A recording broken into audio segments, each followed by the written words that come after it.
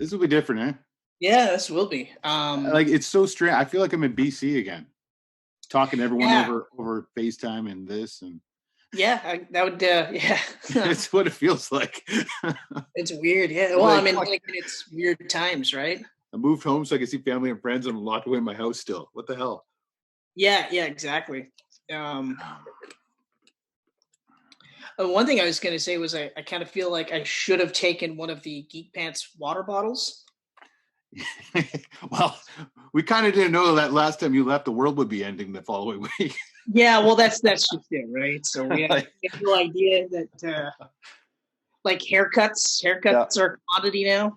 Yeah, I know. It's a good thing it's a good thing I switched to beaners a few years ago. Yeah, well, there's that. Got my own hair. I didn't know people still called it beaners. I don't know, what do they call it? When you're half bald already, I don't know if you would call it that. Well, I think it's just shaving your head, but beaner. That's beating us is what that is. Yeah, I think the stress of everything going on has been getting to me because I'm starting, the grays are crawling from my beard into my hairline a little now. I got the I think that was just going to happen anyway. I got the Reed Richards thing going on right now, right? Like I like that you're trying to blame it on COVID-19, but I think that was just happening anyway. Yeah, it was going to happen regardless. That's right. It was just life, you know. I think it sped up the process by at least a month. Okay, fair enough. I'll give it that. How weird is it working from home? I mean, there's good aspects and there's bad. The good is I can wear my sweatpants all day long. Well, that's or nothing at all if I want. Yeah, like now you might shower every second day instead of every day. You know, I don't have to wear my work boots or anything. So I mean, there's good aspects. The bad though is, and it's like you said, home is the place to escape from work. Yeah. So now, like, I leave my dining room where all our workstations are set up, and I go into the living room, and whenever I look right, there's all my work still. You know, like I feel like I'm never getting away from it. Exactly. And so that was part of it, and the other part was that, like, now more than ever, there is no separation between work and home life. You know, like I would get in the car and I would drive to work, and then I would be at work, and that would be it, right? And then I'd come home for lunch, and if Michelle was home, then there'd be some home stuff, but generally it'd just be like no work, just eat, maybe take a nap. Now it's like, I guess I'll go to work. Like you roll out of bed, go to work. And then the funny part is like it's on you to decide how productive you're going to be, right? Yeah, pretty much. You know, like you're like, especially for me, because like I'm still training. You know, like at this point, I would have probably taken the exam, or at least been in a position where the exam was upcoming. Yeah, and I would have had some work on the floor. I would have shadowed somebody, you know, things like that. Yeah. And then now it's like I'm studying and I'm getting paid, and I'm very fortunate for that, to still have a job in that regard. But it's like, how much can I really, like, if I don't at least get like in the high 90s for this exam, then fuck. It's, I don't know. This whole thing is just friggin' weird. Yeah, it's weird. It's so weird. Like I would leave home. I would go home on my lunch break, you know, hang with the dog and everything. And it would feel like an escape. Now breaks and lunch breaks and even the evenings, they feel like they're flying by because I'm never leaving work. Right. And that's the other part too, is like how are you managing really never leaving the house? Yeah. I mean, you know, I'm going for a lot more walks now. That's a plus because I need to get out of the friggin' place.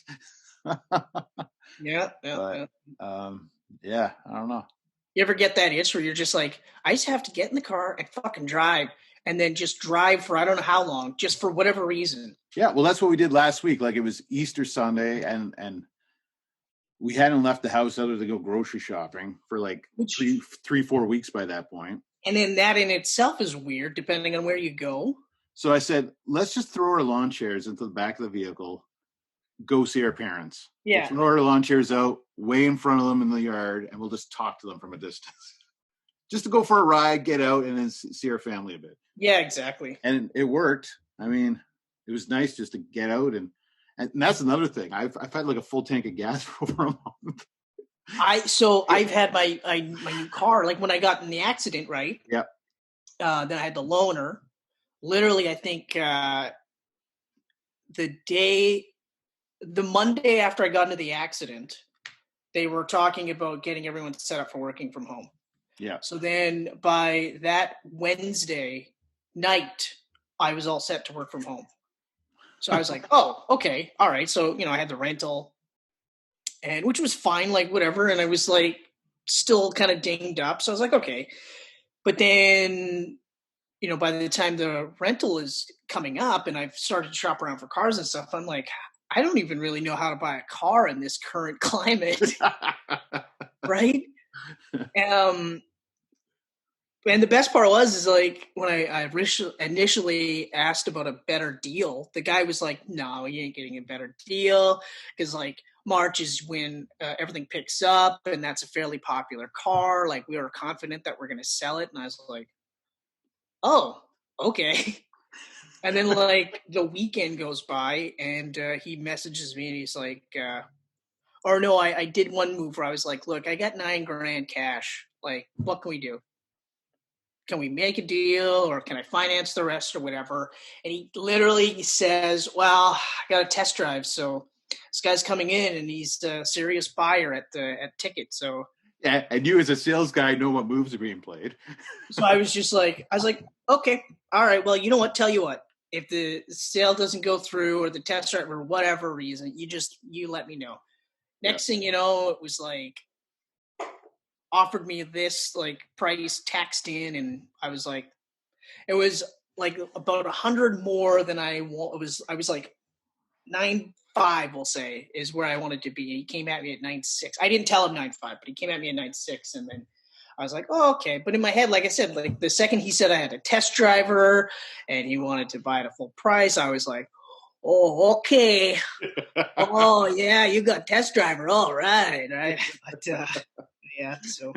And then I drove it for 20 minutes the day I picked it up, and then it sat for almost a week. It was like, this is great that I got this car. Well, the day you saw it was I was driving it. And then after that, I was I literally at one point I was like, I'm gonna do recycling just to get out of the house and pick up whatever.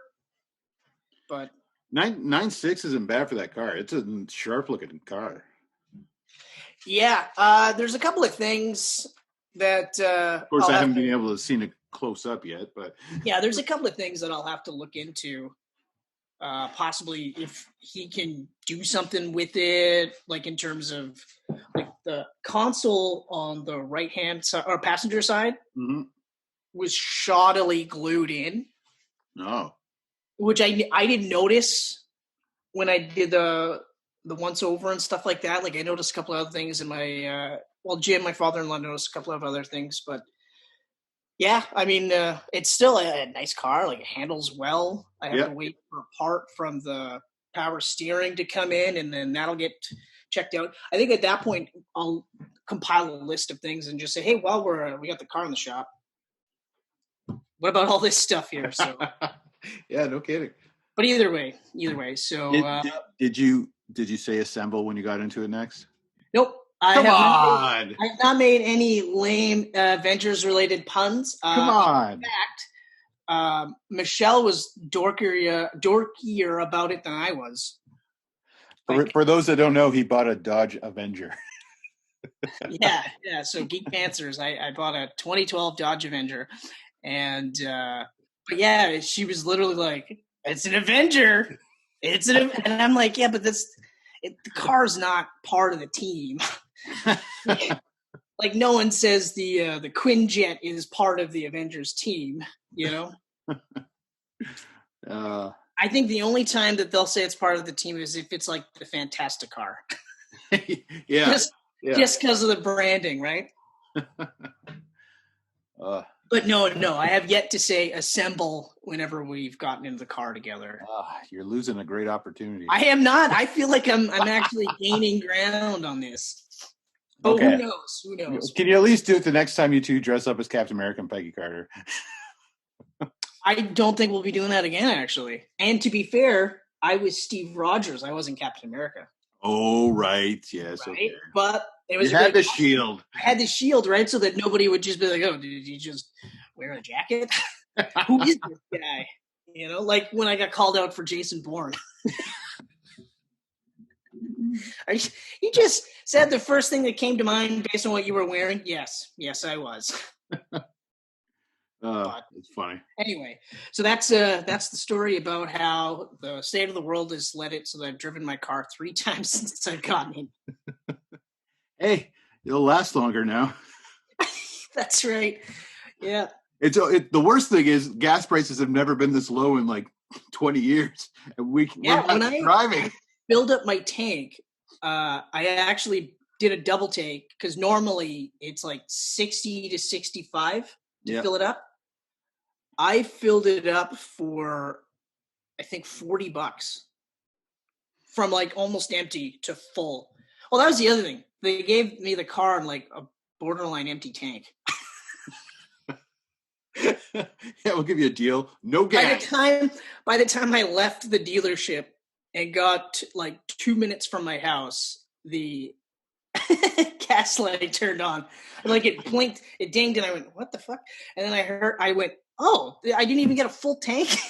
Not even like half a tank." So that day I got it, I had to put $40. But like I said, I still was like, "Whoa, $40." Yeah, because it's fucking dirt cheap.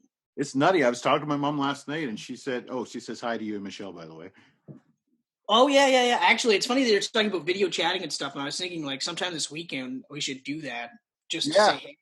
Well, we've set up this now so my brother, my sister, and my parents and everyone can go on. So I'll just invite you next time if you want.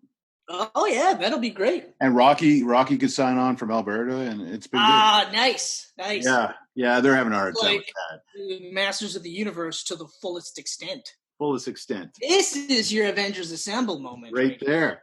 This is it. As soon as the screen is full of pictures, just assemble, yes. Yeah, but you're saying it too pumped, though. It's got to be like, Avengers Assemble. Yeah, but how? I mean, come on. You want to talk realistic. How can you be Captain America in that moment and look around you and not get a little bit pumped up? Like, I would be like, assemble, yeah. I mean, I would. I think it's because, like, the fate of the entire world, all worlds, was I guess so. I've never been in that moment. Yeah. Like, he's been in war almost his entire existence. He's always been fighting something. Yeah. So, I don't know. Maybe. Just another day at that point. Bit. But maybe that's just me. Maybe I'm misreading it, right? Mm-hmm. Okay, so. Oh, hey, Titan. Titan. So anyway, sorry. It's fucking. Whatever. His triggers are dogs, right? So if he sees a dog, he has to like literally bark loudly, which tells me he's not really a tough dog. The other ones, this is great. Birds and squirrels. Adrian's got those ones too. Penny's got those. Yeah, Adrian. Yeah, okay, that's nice. Adrian chases squirrels all over the place all day long. Yeah, I could. You know what? I'm not even going to engage this one. I'm going to say shame on you, Kenneth. But yeah, Penny. Yeah, you know. Oh, hold on though. I do have to say it is looking like I am not going to be eating a ketchup sandwich. It's looking like it is. It's looking like it. I'm so infuriated that coronavirus pushed back New Mutants again, and now I have no idea when it's coming out or where it's going to come out. I don't think it's coming out of theaters now. I really don't. I mean, if it does, I'll eat that sandwich. But it's looking like. You know what? There's a good chance it won't go to theaters, and that's because Disney's putting their Artemis Fowl movie that was going to theaters. They're putting that right onto Disney Plus now. Yeah. But the thing with New Mutants is, it doesn't fit with their Disney Plus plan, so it's going to have to go Hulu or somewhere else. I think it's going to be either that, or just release it straight to video, or straight to video. Yeah, like hey, you know what? I will buy the Blu-ray day one because I cannot wait to watch that movie. Yeah, so I don't know. Like, theaters are closed right now, and when they do reopen, if they reopen, it's going to be a whole new world. I mean, the AMC theaters in the U.S. are claiming bankruptcy. Yep. That's one of the biggest theater brands in the U.S. it sucks, man. It really blows that I love going to the movies.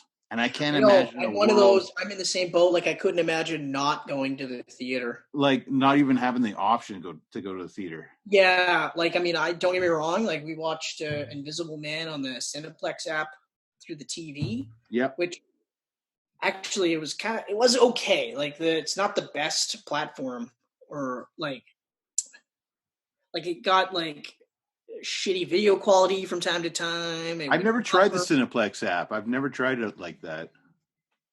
It's apparently, like Michelle was looking at the reviews, and apparently that's a common thing where it'll buffer and it'll.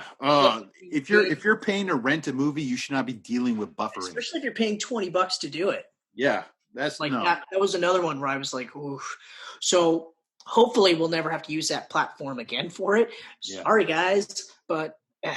I've been, when I rent movies, I usually do it right to the PlayStation Store, or I do it through the Google Play Store on my. Oh, that makes sense. That makes sense. Yeah. And Google Play, I've never had a problem with. It like usually runs really well. Yeah, that makes sense. I can see that. Never tried it. But yeah, I can't imagine a world, and if it gets to the point where movies are never the same again with theaters and everything, then I'm really friggin' happy we got to watch Bad Boys for Life together. Yeah, that's one of those like, okay, that's great. That's great that we got. I don't know. I don't think those will officially go away, barring anything unforeseen. I got to knock on wood, but I don't like unless it gets crazy in the next year. But I don't think so. I think once a vaccine has been made, then. After that, once everything starts to get back to normal, I don't see theaters going away per se. But what's the thing, though? I mean, like, but it's tough. They might not go away, but a lot of these companies might not be able to last that long. You know, Cineplex was just bought out by that UK company, and I don't know how they're doing. Sorry, say that again. Cineplex was just bought out like a month before this went down by a company in the UK. Oh, I didn't know that. Yeah, so now they're sitting on this huge purchase that's making zero money. I don't know. And basically in Canada, Cineplex has the monopoly. Like how many theaters did we have as kids? And now we got one. You know, they came in and they bought the house. Yeah, it is a tough call, but then again, you never know what's going to happen in terms of bailouts and things like that, though. Yeah, so I'm just going to hope for the best. That's all I'm doing too. Is you just hope for the best. Because like Wonder Woman and Black Widow, and like I want to watch these on the big screen. I don't want to watch them on my TV at home. I agree completely. I want that experience. I want to watch Wonder Woman and Black Widow and No Time to Die all in the theater. Yeah, and you know what I love too? I love that at the movies you have no distraction. You know, your phone is off. You're not cooking and pausing the movie 100 times. You're not letting the dog out. You're not going to the bathroom and pausing the movie. Like, if you got to go to the bathroom, you're missing some of the movie. Like, I like that. I like that. It's no distraction. I know. I it's like just it me in the where movie. You're just like, you know what? I'll watch the movie all the way through before I piss. Yeah. Or you play that gamble where you go, like, can I piss now? Yeah. Is the perfect time to piss? It's a slow scene. Can I make it? Yeah. Come back and there's explosions and everything. Everyone's like, "Did you star? You missed it." You're like, "No." Yeah. And I mean, like, don't get me wrong. Like, I have a pretty sweet setup for watching TV and movies and stuff like that. So it's not like it's terrible, but you know, like it just felt like you were doing something. Yeah, it was something. Yeah, exactly. I hope that in the future we still have theaters and stuff that we can go to. Me too. But I kind of feel like this is how I look at it. Like, I think like, cause people still go to the theater, you know, like it's, you still want that experience. So people still want that. So I think once we start looking at how things get back to normal, I think that's going to be one of those ways that they look at it. Like, yeah, it was normal for me to go to the theater to watch this movie. So yeah, this will be one of those ways where they go, yes, this feels normal, you know, just like going to work, like leaving your house to go to work. That'll be for some people that'll go, no, but this is what feels normal for me, you know? Mm-hmm. Instead of saying like, wait, what day is it today? It's Thursday? Huh. Did I shower yesterday? No. When did I shower?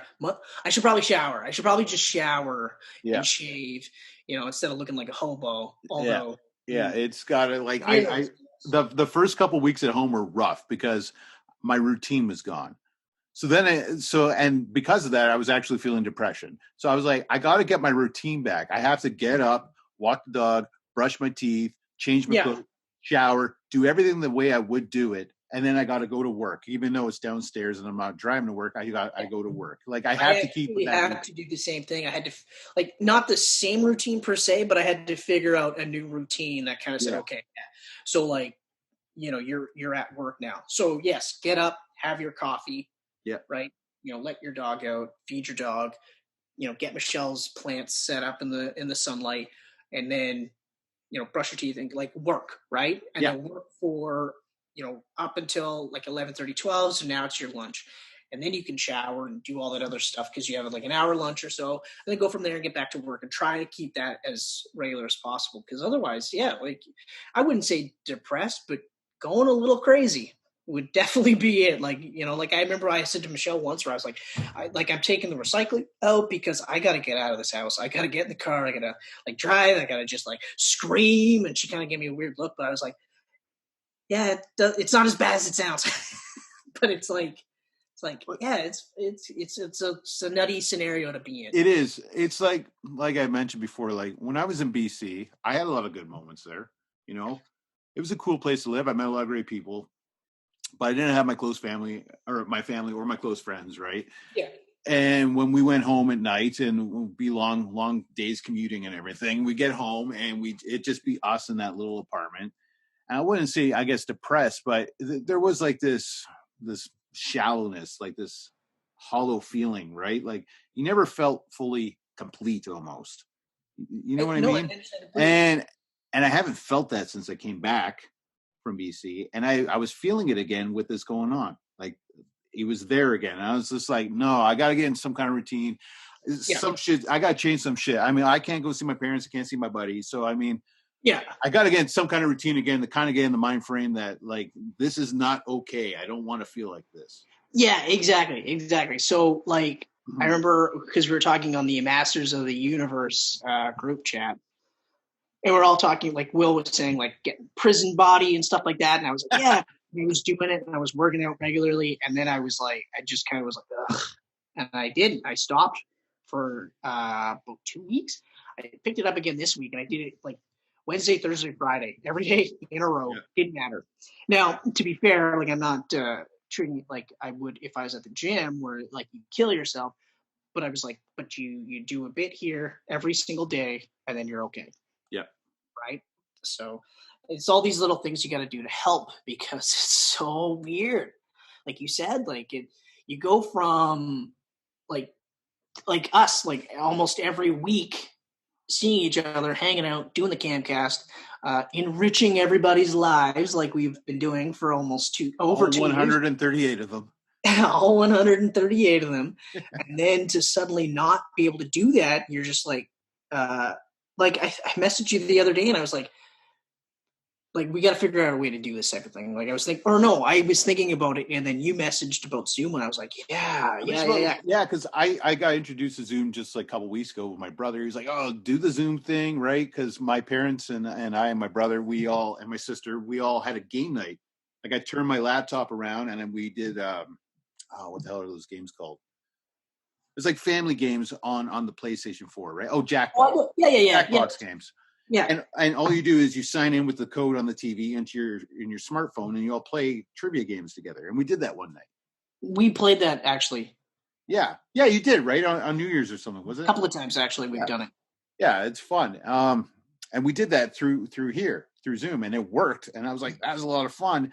And then my brother was like, yeah, you could share your screen. You could do recording. I was like, oh, wait, you could do recording. How does that work? And he was telling me about it. I was like, I wonder if that would work for us. We'll find out. And I found out, too, that you could use a smartphone. So, I mean, I already asked if you can use Michelle's laptop. But, I mean, if you couldn't, knowing that you could even go on your phone and talk like that to me, I could record it.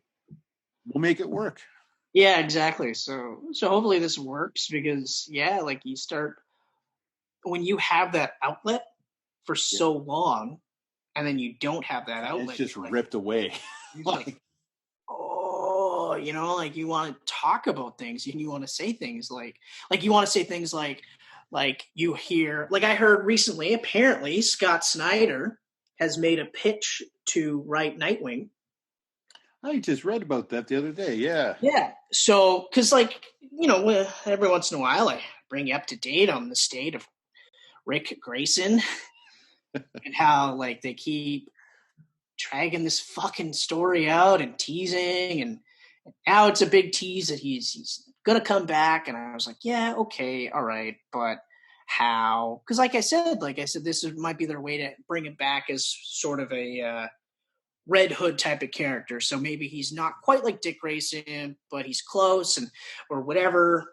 But then Dan Didio got fired, and I was like, okay, I think if Scott Snyder, even if Scott Snyder isn't actually going to write the book, it's just his pitch. You have enough people there that care enough about the character that it's not going to be, he's not going to be like Jason Todd, and he shouldn't be. He's going to be Dick Grayson. So I'm pumped about that. It'll be interesting to see if they give him a new costume.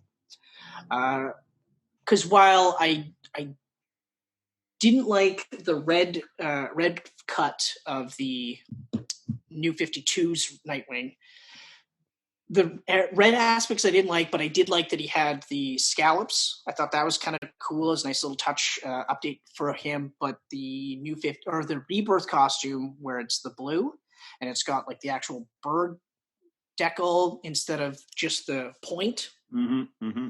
I thought it was really nice, but the stylized like hand grips I thought was like stupid. The blue slashes on his legs, I was like, yeah, it makes no sense. Like why would anybody do that, right? Yeah. So we'll see what the costume will look like. Hopefully it's a brand new costume, but maybe it'll be kind of like a mix of everything, but we'll see. We'll see what happens. Yeah. But I'm a little more optimistic about that than I was at first. Yeah, Nightwing needs some new blood working on his book. That's for sure. Well, I mean, Scott Snyder, one of his first big books was the Batman run, or the Detective Comics run, where he took over as when Dick Grayson was Batman. That's true. Yeah, that's right. Yeah, he was writing it when Dick was Batman. In fact, that was the first time I got to read Scott Snyder and got introduced to Jock's art all in one shot, and it was really good. Mm. So if he takes on Nightwing, or even if they use his pitch, I'll be a little bit more excited than this slog to get to him. Yep. Ugh, it's so painful. Like I check in reviews from time to time, and it's just like, it's still going. Oh, still going, and especially because like, you watched 2 seasons of Titans, and you're like, both of them are good and bad, but the stuff with Dick Grayson has been largely good all the way through, right? Like there's some of the stuff. Although I've been meaning to say this to you, I'd be kind of interesting because I finished the second season again because I was like, you know what, I'll just rewatch it type of thing. And I like how they took 2 seasons to tell Dick Grayson's story to get to Nightwing. But I was thinking, what if they're doing something similar with Jason Todd's story arc, where now you had him sprinkled in season 1, but he's largely in season 2. And after the ramifications of season 2, maybe we'll start to see him get to the Red Hood character, which I think would be a great way to continue that, especially because the guy they got playing Todd and the stuff they were doing with him, he's been nailing it out of the park.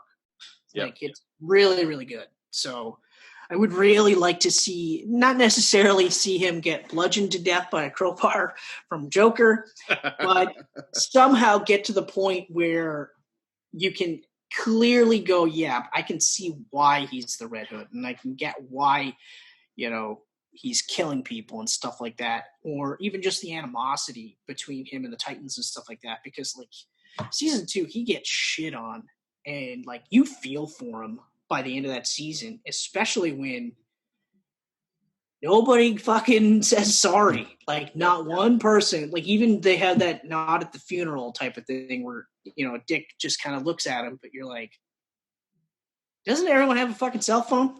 Couldn't you just whip out your cell phone and be like, hey, Jason, look, I'm really sorry about the shit that happened to you. I was going through some shit. Not that that's an excuse, but I am sorry, But we'll see. We'll see what happens. We'll see what happens.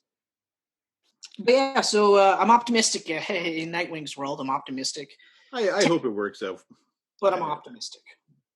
Yeah, whenever comics get back to normal. Comic books is going to be interesting to see if they continue in printed form and not just go straight digital. Well, DC's already coming back. End of April 28th. They're going with two new distributors to get their books back out there. Yeah, I read about that one, heard about that one because of Diamond Distributors, but Diamond Distributors sounded like it was just crazy. Well, Diamond is basically, they're the monopoly of comic books. They came in the late 80s. Oh, I know, but they took over everything.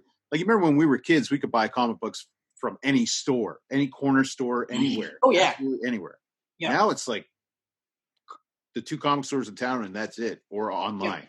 Yeah. So, and that's all Diamond's doing. I mean, they've made that. Like, even Chapters had a spinner rack.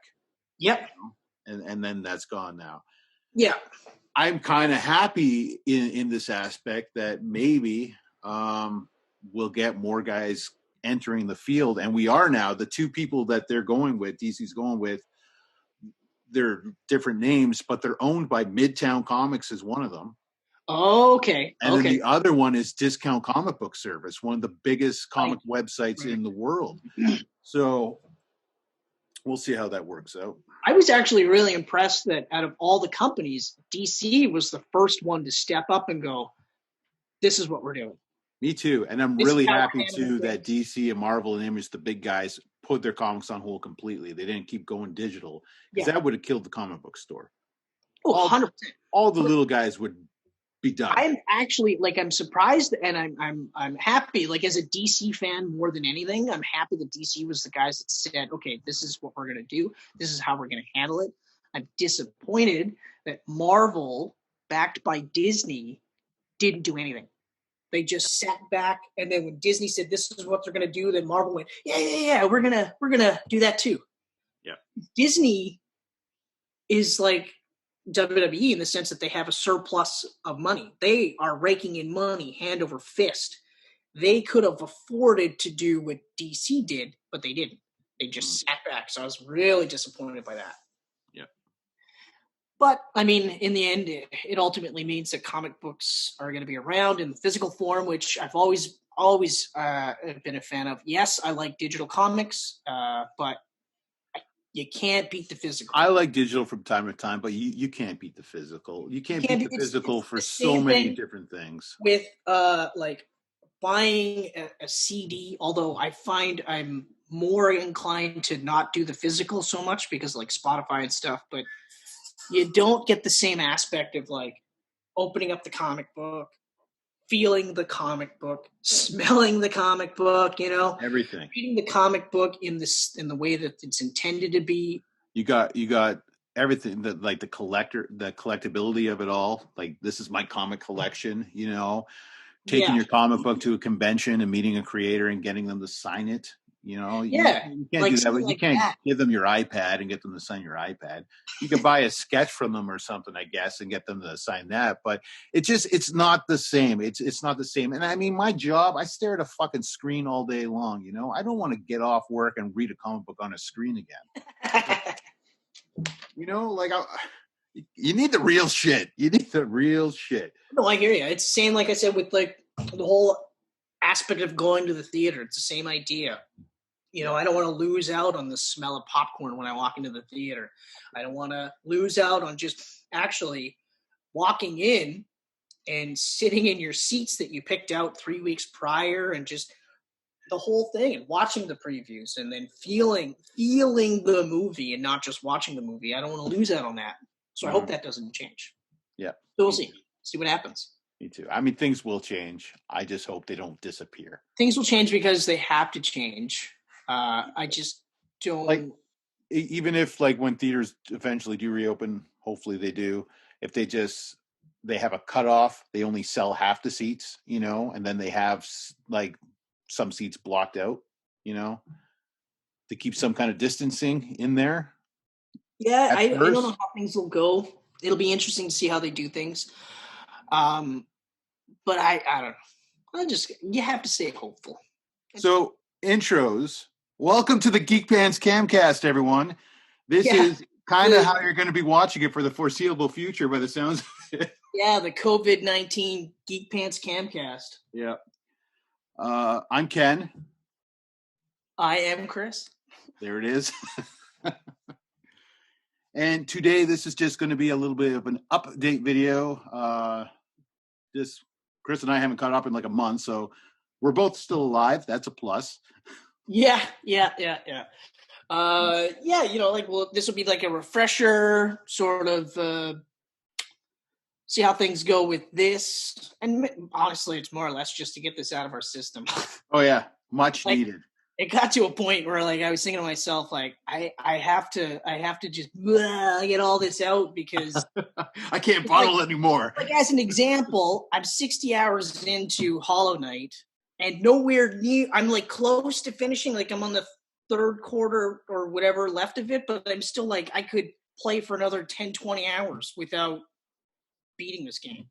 Wow, it's an incredible game if you're into Metroidvania style games. Yeah. And also kind of like, well, hard games.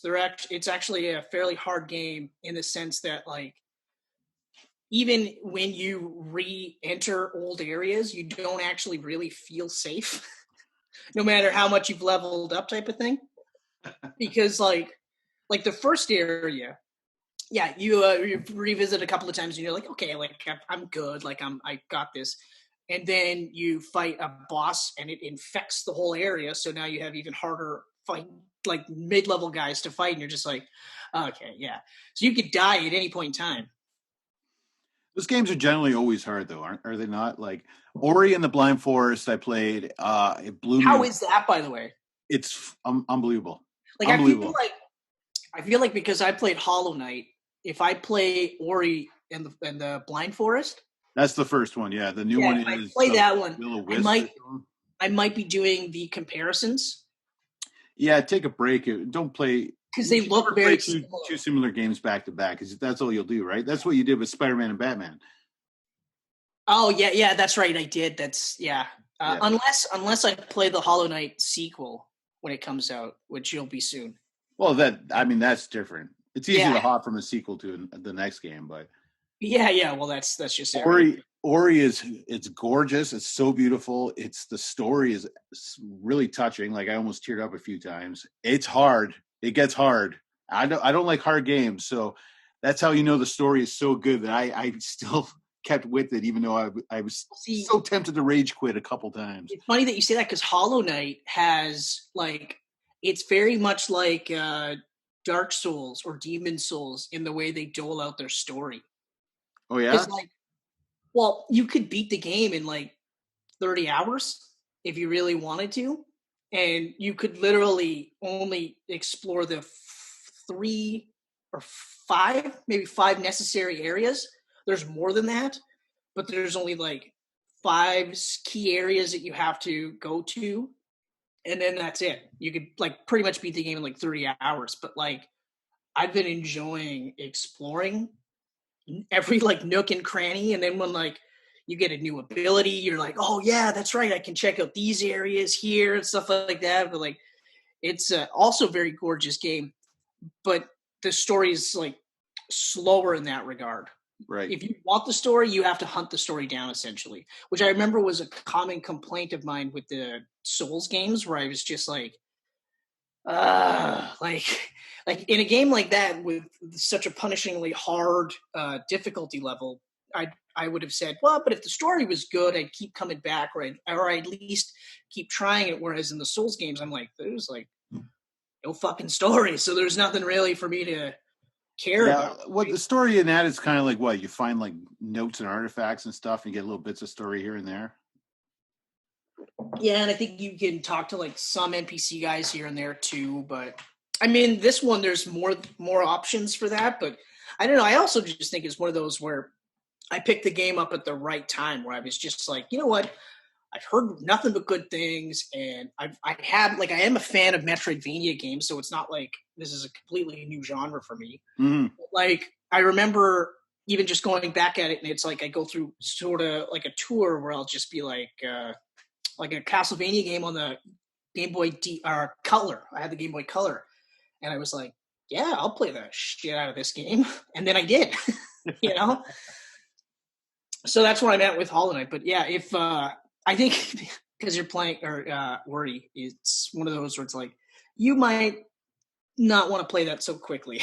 Well, I've been done Ori now for a few months. Okay. Right now, I've been bouncing my time back and forth between 3 games, which have been perfect for this quarantine life for me. The new Animal Crossing New Horizons on my Switch, which is a super chill game, perfect for this climate. The other game is Sniper Elite 4, which I generally play right after I get off work to ration out. Yeah, Sniper Elite 4. Yeah, so that's amazing. And then the other one, sorry to get on a tangent. They're one of my favorite things to do in Sniper Elite 4 is to get into an area like a barrack or something where you're completely covered by 3 walls and you're right in front of the doorway. Yeah. And just alert them and then have them keep coming to you. That's all I do. It's fun. It's so fun. I've done I've found buildings now that I killed everyone in, and then I'll pull bodies out and I'll rig them with bombs. I never got into. I'll trigger both doorways around me, and I'll just throw rocks and just get them to keep walking towards me. I ever did the body bomb, which when I replay Sniper Elite 4, which I will, I know for a fact I'll replay that. I'm gonna start doing that one just because it's some fun. of them are real fun. And then of course you get the slow-mo X-ray kills and you're just like, this is so gross. So good. So good. When you bust a testicle the first time. In an explosion.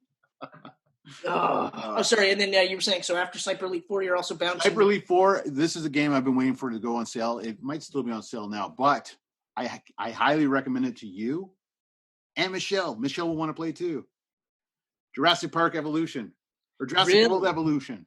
It's so good. It's The Sims, but with Jurassic Park. Yeah, but see, I never really got into games like that though. Yeah, well, you kind of did that thing with How to Train Your Dragon, right? Weren't you kind of playing like a sim type game there on your phone? Yeah, and then I stopped dead. But you played it for a long time. I did. It's so fun though. It's so fun because it's you start off. There's 5 parts. So Nublar is the one you're building towards. Sorna's before that, and then you got 3 other islands. These other islands you got to build up from scratch. You're in charge, so you hire the staff. You send helicopters to go extract bones all around the world. You slowly build up this park. You got to build the electrical towers to run to what's called extraction buildings or something. Not extraction, where they do all the DNA and everything. Where they're building the dinosaurs. You got to find the genome, and you got to grow these dinosaurs, and you got to gate off areas and set them free and feed them and everything. But you hire like rangers and everything, and these rangers will go feed, fix gates. And then there's this other team, I forget who they are, but they go on the helicopters and they'll trank the dinosaurs if you need to go work on them. Sounds like I have to be in the right mood for this game. It's fun though, man. I like. Yeah, well, like even your explanation. When you start seeing tourists pour onto the island and everything, and by the way, the whole thing is narrated by Jeff Goldblum. Okay, well that might actually be a selling point. That might have led with that. Why would you bury the lead? That seems so weird. Every time you grow a new carnivore, he's just like, "Oh, good, you've made another death machine or something." Like he'll just throw shit at you. It's fun. Okay, all right. Well, maybe for the bloom. Maybe. You didn't hear me, but I said sweet sweater, by the way. Oh, thank you. Yeah. I bought this at Universal when we were there, Universal Studios. We were there on one of the coldest days of the year. Wow. And we just kept buying sweaters at the park and just throwing on sweaters. So I bought this one for Adrian to wear on top of like 3 of her other sweaters. And then I've just worn it ever since. It's a sweet sweater. Yeah, I probably spent way too much money on sweaters that day, but oh well. I got a bunch of sweet ones now. What else? Okay, so I got the Hollow Knight out of the way. Oh, okay. So I remember I had mentioned I wanted to talk about WrestleMania. Yes. And then they did all the releases. It's crazy. It's not crazy per se, because after WrestleMania, they typically release people. Okay, yeah. They don't release them to this extent, but they do typically release people. They do, but they've released a few from this list that have been there for a while now. Like Well, it's not even that part that really gets me. It's the way they went about the releases. Like during this pandemic, right? Yeah. There's two parts to this that actually really make me mad about this. A, they got rid of these people during the pandemic, which I'm bitter about that part. Because like in some cases, some of these guys, they wanted their releases for quite some time, like the Revival and Rusev. These guys wanted to leave for quite some time. And WWE was saying, no, we're not going to let you leave. But now that the pandemic has hit and they really can't work anywhere else, suddenly they get their releases. Mm-hmm. You know what I mean? So when they went through the whole stockpiling of talent and then using them whenever they felt like it, there wasn't really anything you could say because this is what they were doing, right? But now that it's the idea is that they can't work anywhere, okay, we'll release these people. But the other part that really bothers me is that they stand to clear $1 billion in profits, even during this, okay? And then on top of that, they're sitting on a surplus of $500 million. So the people, like in total of what they've released, will help save up to $4 million a month. Okay, fine. That's a drop in the bucket. I mean, it's a big drop in the bucket, I'll give you that. But it's so heinous to sit there and say, oh yeah, let's release everybody. Bye-bye. Some of these people like Sarah Logan worked WrestleMania. I know. Gallows and Carl Anderson worked WrestleMania. And apparently that threw AJ Styles like by surprise. He commented yesterday and he's like heartbroken by it. Oh, yeah, exactly. Like there's nothing he can do about it. And in fact, I feel for a lot of these people that are still there because like even if they wanted to say, hey, look, like this is bullshit, they can't really do much because like sure they could go to court, but the amount of resources that WWE has will just bleed them dry. So they're just kind of like, like Drake Maverick, his was a heartbreaking one, that video of him like breaking down. Oh man, it was like 10 minutes long too. I felt so bad for the guy. Yeah, like, and he's like basically saying like, you're going to get everything from me in these next 3 matches because I may never wrestle again. Like, I don't know what's going on. And, and well, that's the thing too. Like a lot of them are feeling like that they may never wrestle again because they don't know what the world is going to be like after this. Well, that's just it, right? And and I've been saying this for quite some time. Like Michelle and I talk about this, and even like with my tutor, we talk about this where we go like sure, we flatten the curve right now because of social distancing. It's a phrase I don't like, by the way. No, it's a weird one. Distancing is a better one because social distancing makes it sound like you're literally a hermit, not speaking to anybody. Right? Whereas physical distancing means like, yeah, we're still speaking, just not like shoulder to shoulder like we would do on a normal camcast, right? But my big fear is when the curve is flattened and then they start saying, okay, we can start like slowly getting back to normal, and then boom, the next wave hits because instead of slowly getting back to normal, it was just like, let's get it back to completely normal, which... And that's exactly what it's going to be like. It's going to be people jumping on planes, flying around the fucking world again. Yeah, exactly. Going to the places like you shouldn't be going. Like, no. Basically, like, I'm bulletproof and I can't be stopped type of thing. And you're like, fuck, man. Did you see videos of Florida lately? All those idiots are still on the beaches down there. Why aren't they closing those fucking beaches? I think it's because they just don't have the numbers to do it. Holy mackerel. Or maybe it's a little bit darker and they're thinking like, well, if they're still on the beaches, then they can just infect themselves and cull the herd, so to speak. I can't get over it. It's insane to me. Like, okay, you want to go live your life and freedom. A lot of the stuff that's going on in the United States is insane to me. Like in general, not just Florida, but across the board. They're over 500,000 there now. It's so crazy that they're no longer, like the world is no longer looking at the U.S. like it's this superpower. They're looking at it like, what is wrong with you? Like they're looking at it like some people used to look at my brother where they would meet me and then meet my brother and be like, what the fuck happened? Like it's so bad. It's so bad that I'm actually saying things like, I've never really been a big fan of Doug Ford, But the way he's handling things with Justin Trudeau, who I haven't been a fan of in quite some time, those two together, I'm like, these guys are really working together. And like Doug Ford is one of those ones where like when Trump is saying, yeah, we'll start opening up the borders and, and we'll start having commerce in Canada again. And Doug Ford is like, no, don't do that. Like, don't do that at all. Right? Oh, Canada's doing pretty good. We'll open the borders again. We're at 18,000. You guys got almost 600, like 600,000. Like the United States is so shitty right now that I'm actually like, Doug Ford is being pretty cool right now. Nothing is going the way I expected it to go this year. Like nobody's like perfect. I'm actually going, Doug Ford. No country is perfectly handling this, but like it's clear that there are countries that are handling this way better than others.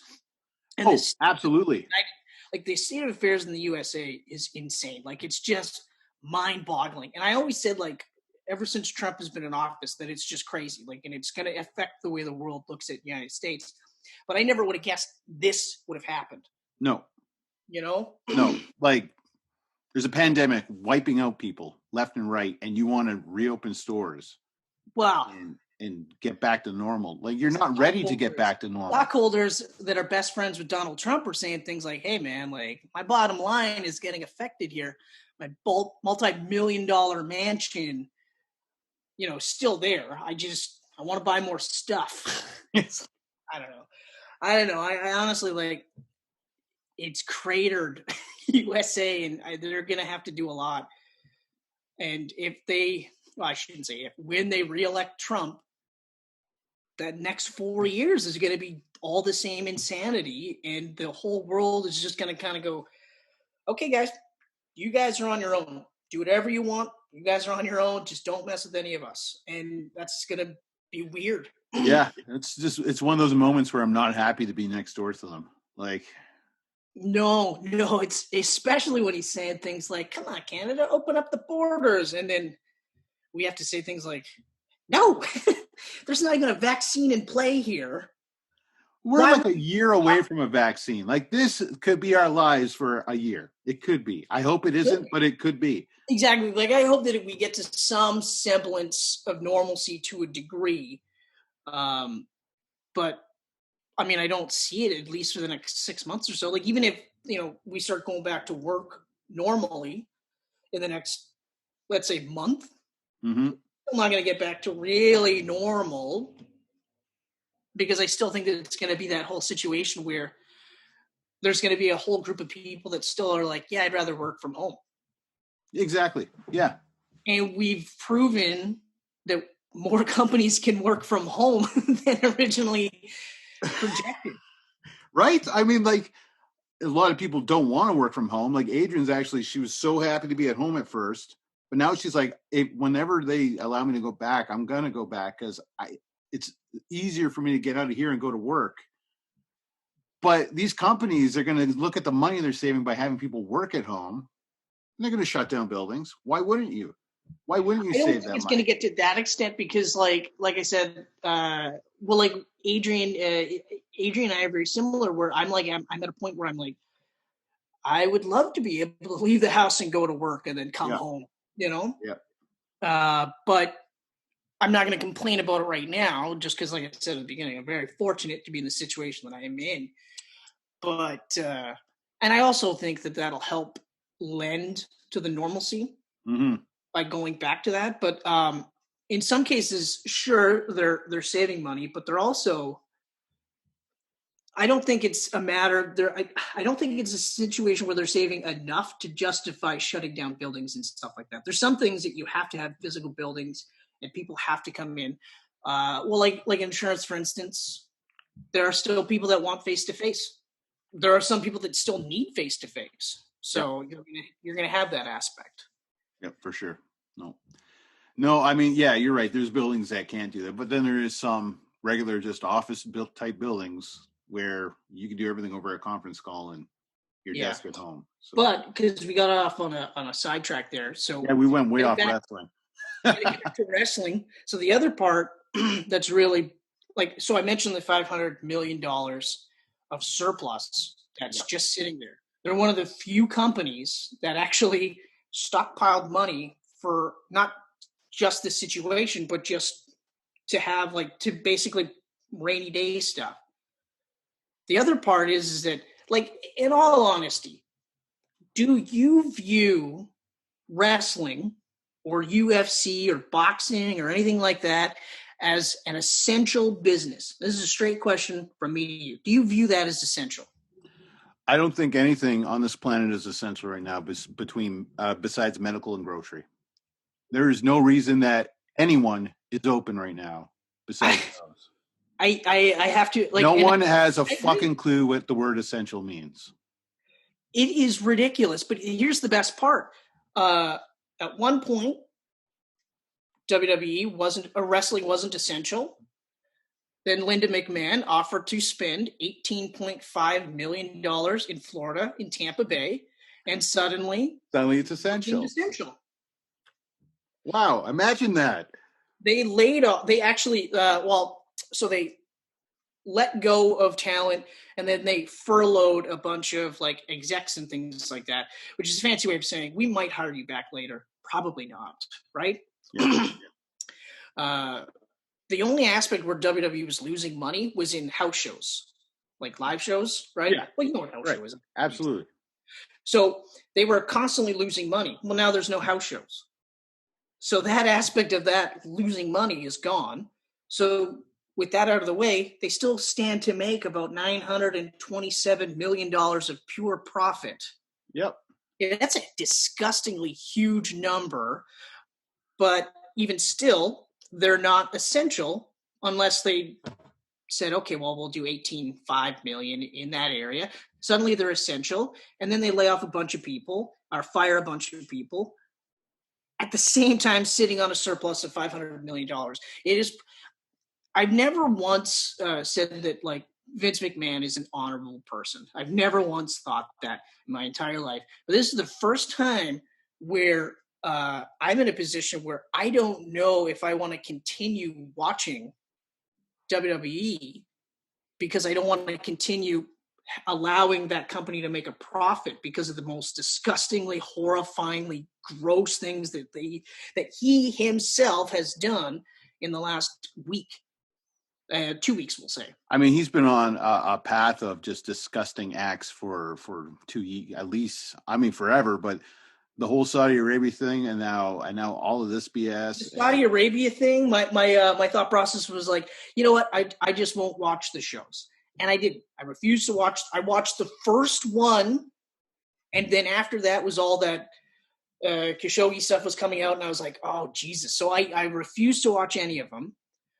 But even without those shows where they stood to make like billions, like a multi-million-dollar contract there, even without those shows, they're still looking at $927 million. They could afford to pay every one of their employees to sit at home for the next, let's say, 6 months and still not lose out on any profit. But Vince said, yeah, but Vince wants to show the shareholders we're still profitable. So that everything comes down to his ego. And it's just everything. It's so disgusting. New Japan is an interesting company. New Japan makes 80% of their revenue from live shows. They haven't fired anybody. They've agreed to continue paying their employees for as long as they possibly can. And this is the most interesting part because wrestling is so ingrained in Japanese culture. I would argue more so than wrestling, specifically WWE wrestling, which they argued they were ingrained in the fabric of Americana. That's one of the things they said on Raw this week, or last week, actually. Yeah, the day before they were announced essential. That's what they had Vince McMahon saying. Anyway, a bunch of the high-ranking wrestlers, like Tanahashi, who is a legend, he's their John Cena, so to speak, or Hulk Hogan, if you will. Okay. They got together and they pleaded with the Japanese government to not keep wrestling going, that this is like the last possible thing to deem essential right now. But they've still agreed. Like, so wrestling is not essential in Japan, even though I would argue it's more ingrained in their culture than in United States, right? They're saying keep everything closed. In fact, and they're still paying for their employees for as long as they can. Like it's incredible the differences. AEW is the same thing. They're still filming because they're essential, right? So they're due, but they taped I think a month in advance. Well, that's what they're doing. They're letting a small group of people into the building at a time, do a match, go home. Yeah, record everything in advance. They recorded as much as they could, and I mean they'll probably do live shows once that stuff dries up, but they might not. They might continue doing the pre-recordings. Like it's not really hurting them too badly right now. No, I mean, I'm not, and the cons don't have McMahon money, but they have enough. But they're still willing to pay their employees. But that's the difference. But that's someone that can show empathy, though, that understands that there is a real world problem going on right now, and the last thing that you should be worrying about is this fucking job. Exactly, and yet, but McMahon McDuck was like, nah, we need more money.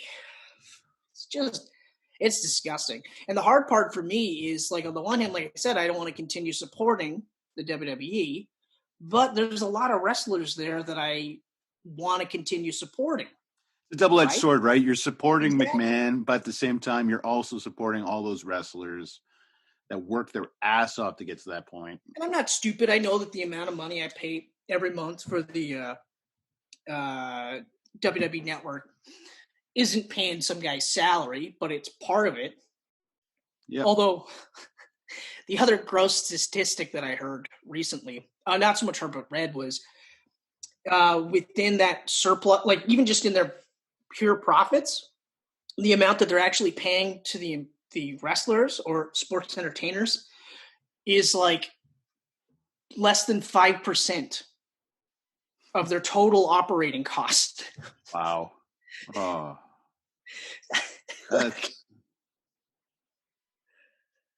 Yeah. I don't know. Like Stephanie McMahon makes $2 million and she's got two contracts. One is a entertainment contract where she makes the $2 million. And then there's her corporate contract where she makes, I think, another $2 million. So she makes $4 million a year. And half of that is for a sports entertainment part where she might show up once or twice, maybe 2 times a year. Bill Goldberg recently, $3 million. He was paid $3 million for that little stint. $3 million for 3 matches. 3 matches or 2 matches? Through 2, 3? 2. Well, 2 and then some appearances, I guess, right? Yeah. So $3 million, right? That's almost the entire amount that they would have saved by keeping these people on. I mean, they had him come back. They had him beat Bray so they could have a spear versus spear match at WrestleMania. Reigns dropped out. And then they had fucking Goldberg lose in like a minute from a few power slams. Like, those two main events at WrestleMania, those two. The only thing I will say, though, and I'll leave this on a little bit more of a positive note per se, and then we'll dive into other things, is that, like, ultimately – WrestleMania was way more was surprisingly better than I thought it was going to be. WrestleMania as a whole was really good, but it was really good from like a handful of amazing and not even matches, more like mini movies. Like, well, yeah, and I'll get to that in just a second. But like the decision to do it over 2 nights, I think was smart. I think that was kind of interesting. Although the only thing I'd argue though is that there might be some sort of internal shuffling where because the guys that are on the Sunday show must feel like we're on like the real WrestleMania, Right. Yeah. WrestleMania is always on Sunday.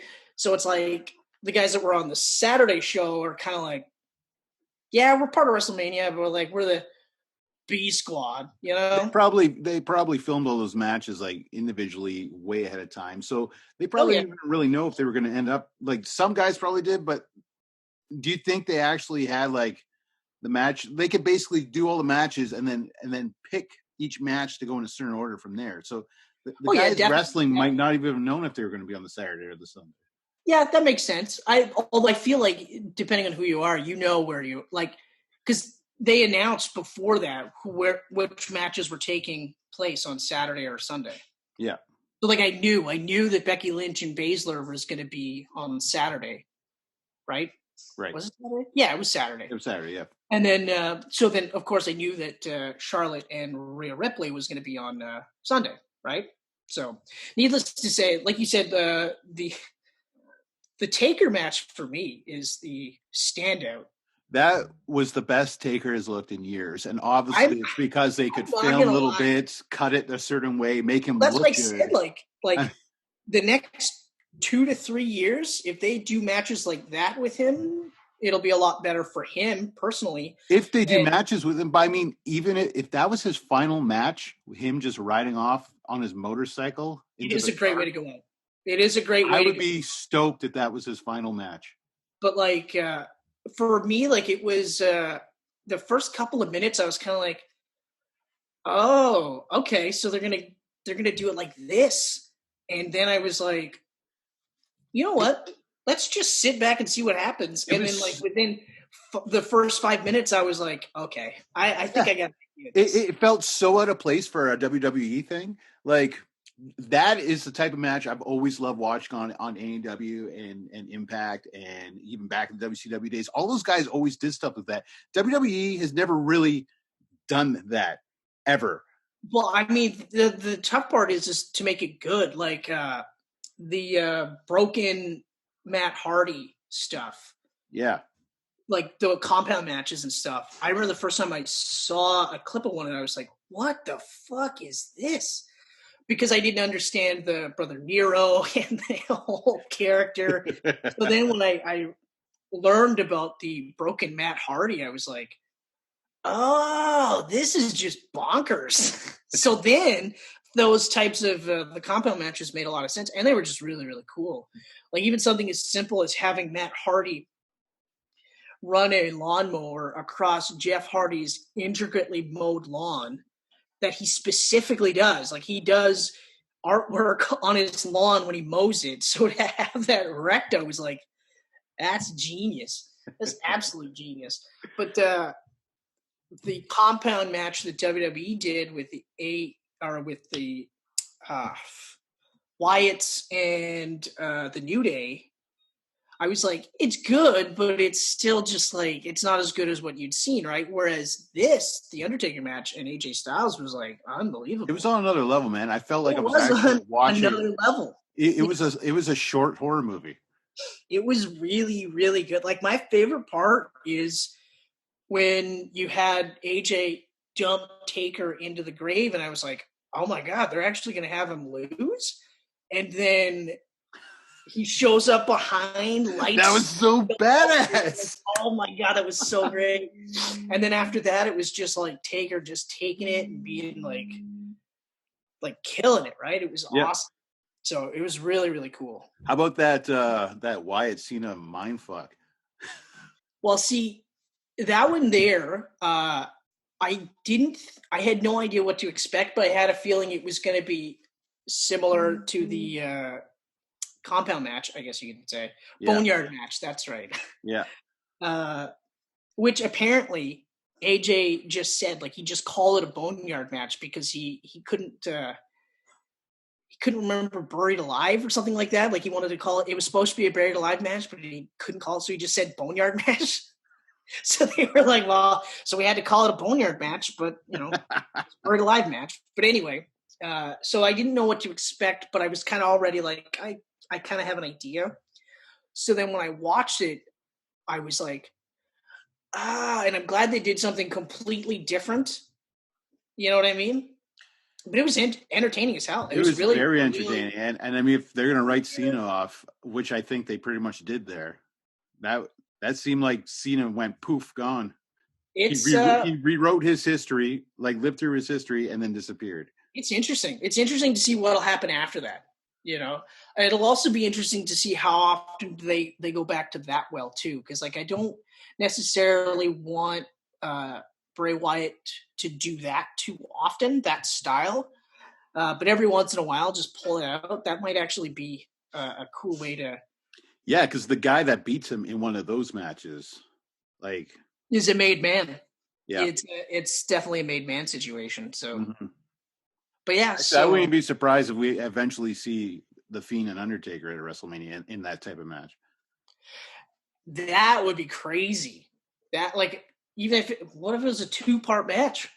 It would be so nuts. Or somehow weave the Boneyard match into the Funhouse match. Like that is just, I don't know, man. That'd be nuts.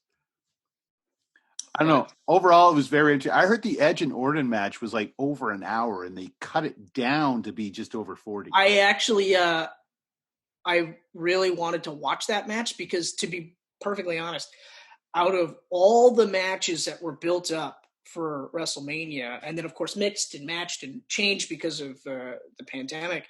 Yeah, this one was the only one that had a solid, like, if this was WrestleMania during a normal time, like every other year, that build was pitch perfect all the way through. Like 100%. So that's like classic build. I was like, oh my God, this is going to be so good.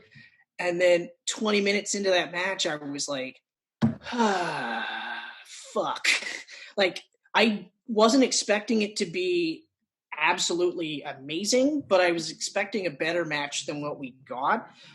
Part of the problem is because they went way too long. It went way too long. It was long. If they were going to go that length, they should have just went for a full-on Iron Man match. Exactly. Do a full-on Iron Man match. The other thing that really, really, really irked me was, so Viceland was running that, they're showing the Dark Side of Wrestling, or Dark Side of the Ring, and they just came off that 2-parter with Benoit. I heard about this. Fresh in everyone's memory about how he hung himself with the weights, like the pull-down weights. So somebody decided it was a good idea to have Edge, or I can't remember, it was they incorporate a strangle spot with the weight set that Benoit hung himself from. I heard that was McMahon's call, and I heard that both Edge and Orton did not want to do it. And to hear that it's McMahon's call, not surprised at all. Yeah. I'm not surprised at all that he would say, yeah, let's do that. Yeah, we should really do that spot. That was disgusting. It was a gross spot. It should at first, because I still haven't watched that Benoit documentary. I know how he died, but I haven't really thought about it in years. So if I were watching that match without thinking about that, I would have just thought it was something during the match and moved on. As soon as I was reading online, and I went, "Oh shit, yeah, that's how he died." Really, unbelievable that they put that in. How gross is that? So gross, and it's even worse because like Edge and Orton are typically one of those guys where you would be like, "We're not doing it," but McMahon was like, "You're doing it," you know. And you're like, "God damn it, man!" And Edge is like, "I should have fucking went with AEW." Yeah. Yeah. I was just reading actually this morning. John Moxley gave his comments on the releases and everything. Yeah. Did you read this? Yeah, I'd rather work at McDonald's than work at WWE again. He goes, "My heart goes out to all the people who are affected by this craziness, whether financial or worse. I heard a bunch of news through the grapevine. People on our business got unfortunate phone calls this morning, so it's a weird time. I'm feeling very fortunate. I was not, or I will not, for a second feel sorry for myself. Like, poor me during this craziness because I've got it pretty good, all things considered. I'm just stuck in the house with my wife, who's my favorite person to hang out with anyway. We're just hanging out, getting it on all over the house all day, watching movies, and she's got some cooking projects she's experimenting with. So I'm basically hanging out and having a beautiful woman feed me meals every day." I love his outlook on life sometimes. Like, just reading that. Actually, like, he was one of those guys where when he was being brought in, I had heard a lot about John Moxley, and I was like, okay, all right. So when he was brought into NXT and he was like Dean Ambrose, I was like, oh, okay, all right. But I heard so much. So, of course, like with the internet, you do some digging and stuff like that. You see some of these promos, and you're just like, whoa, okay, all right. And then to hear about like almost his entire like run when he wasn't with the Shield. The first run with the Shield, between that he was just like miserable because they were like they wanted him to be a joke character, and I remember going like, why would they do this with this guy? Like out of all the guys, like he could have been not necessarily the next Stone Cold, but he could have been a Stone Cold type character. 100%. You know, but and they shit all over him. They gave everything to the big guy in the group. Little guy. Well, to be fair, like even when the Shield first came out, I had already pegged Reigns. I was like, that's their guy. That's the guy that they're going to push because he was the least trained wrestler out of all of them. Because Ambrose or Moxley and Rollins, Tyler Black were all over the indies. They had been wrestling for quite some time before that. Not necessarily a knock on Reigns, but I knew that was the guy they were going to push. Now, I'm not going to knock Reigns at all now because he's a high-level performer. He's generally a good promo, and he is a good face for the company, and I'm glad that he was like, I can't do this. I'm not doing your weird taped stuff. Like, The Miz showed up sick, and they were going to continue filming, and he was like, no, I can't do this. Yeah, because you don't compromise. So he said, I'm very happy that he said no. I mean, anyone with empathy would totally be like, hell yeah, stay home. Right, but I feel like in the long run, this might hurt him in McMahon's eyes. It's going to, because McMahon's going to look at it like, no, you should have, you should have been there. Should have been there. Like, he won't say that out loud because, of course, he can't. But I hope there's no repercussions for him, but I feel like there would be. There will be. 100%. I don't see him getting a title like him. I was just going to say. He's not going to be fighting Strowman. They're not. Well, they're already pushing Bray, aren't they? Bray Wyatt and Strowman are going to go at it at Money in the Bank. Yeah. So he's just going to get the title back. Like Strowman is a placeholder. Right, is like he's kind of like when they gave the title to Big Show and Kane back in the day. They were placeholders. They were never long definitely like a placeholder, and I mean, like good for him for getting it because I wanted him to get it for quite some time. But what a garbage way to get it! Like he should have had that years ago. It's kind of the same way that they gave McIntyre the title too. I felt like he should have had it a while now, and I'm glad that he got it, and I'm glad that he got it beating Brock in a very definitive way. But again, his title one just seems more legit though, because they built up that Lesnar was a legitimate champion for a long time. Yep. Like Goldberg just like came in, grabbed the championship, no fucking build up. It was with Reigns. Reigns dropped out. Strowman just gets thrown in. He never even had a WrestleMania match before that. No, he wasn't even going to be at WrestleMania. No, I because like. They were going to do a battle royal, like the Andre battle royal. Right. That was going to be the thing. But then, of course, with the pandemic, then they were like, oh, I guess we can't have more than 6 guys in the ring at one time. Just, I don't know. So anyway, so to recap, Hollow Knight, good. WWE, or Vince McMahon, not good. WWE. Thumbs down. Wrestling, not essential. Geek Pants essential. That's one. Geek Pants is 100% essential. We're gonna make this happen. That's right. Unless this whole thing records without audio. Yeah. Well, we'll see. We'll see. But anyway, a quick question though: if the mute button is solid light, that's good, right? Yeah, that means it's recording. If you push that, it's on mute. If it's flashing. Yeah, if it's flat, that's what I thought. So that thing is sexy, nice and black. Oh, it's a sexy. Yeah, it is actually. I guess you could say it's sexy. I'm weird like that. I say objects are sexy all the time. It's not even just you. There was when I worked at the Power Center, we would have like some guys refer to like the TVs as like, oh, that's such a sexy look. It's a fucking TV. There's nothing sexy. Okay, sure, it's sexy. I never said that to a customer. Maybe what's on the TV could be sexy. I've never once said, "Oh, look at the way this bezel is. It's a sexy bezel." I never said it, never will. So unless you have anything else you want to add to our... I got nothing to add to this Camcast. I just want to say, okay, everyone, we're going to have our Bad Boys trilogy coming up here. The next episode will be Bad Boys, and that we filmed together before this all went down. So that's right. You're going to get a good classic episode after this one, and then we're going to go back to this weird Zoom style back and forth thing for Bad Boys 2 and 3. Oh, yeah. Oh, yeah. We'll make it happen. I got nothing else, man. You want to do the social media? No, you do it. You do it. You're better at it than I am anyway. It's been a while. Let's see if I remember where we're at. Yeah. If you enjoyed this Camcast, you can catch us on SoundCloud, Apple Podcasts, Google Podcasts. If you like to watch us, you can do that here on YouTube. You can follow us on Facebook, Twitter, and Instagram, as well as geekpantsmedia.com, where Chris Fedek has been giving us some short stories. So there's that, some reading material during this pandemic. Nice. That's good, right? I put the radio voice on, made you laugh. Yeah, no, I didn't laugh, but I came really close. Came close. All right. You got anything? You done? I'm done. I'm good. All right, everyone. We'll see you next time.